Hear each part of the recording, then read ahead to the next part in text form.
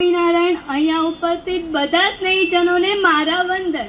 હું આરવી મહેશ કુમાર કથિરિયા જયરામભાઈ કથિરિયાની લાડલી પોતી. આજે હું તમને સમજાવવા માંગુ છું પરિવારનું મહત્વ અને તેનું બદલાતું સ્વરૂપ. પરિવાર એટલે કે એ એક એવું સોશિયલ ઓર્ગેનાઇઝેશન છે જે પરસ્પર એકબીજાને સાથ સહકાર આપે છે. કોઈ પણ વ્યક્તિ કુટુંબમાં જન્મ લે છે તેનાથી જ તેની ઓળખાણ બને છે. તે કુટુંબમાંથી સારા અને ખરાબ લક્ષણો શીખે છે.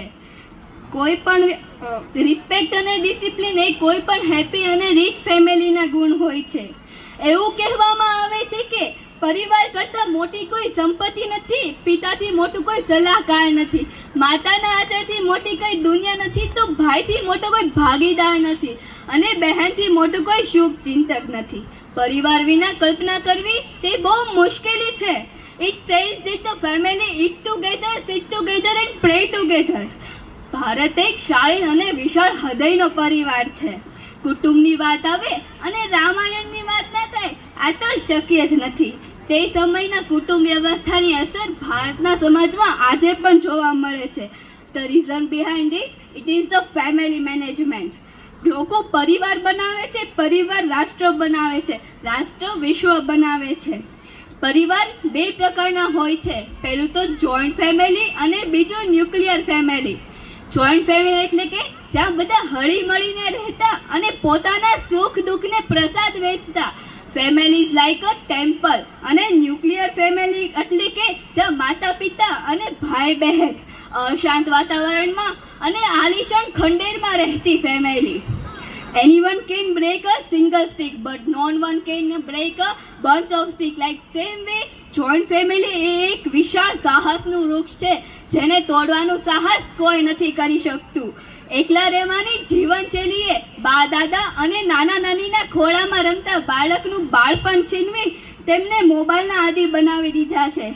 બીમાર રહેતા માતા પિતા હવે તમને બોજારૂપ લાગવા મળ્યા હશે. જે ઓલ્ડ એજ હોમમાં તમે મૂકી આવો છો તે જ ઓલ્ડ એજ હોમ સંખ્યા પ્રમાણે ઇશારો કરીને કહી રહી છે કે જોઈન્ટ ફેમિલીના બચાવવાનો સમય આવી ગયો છે.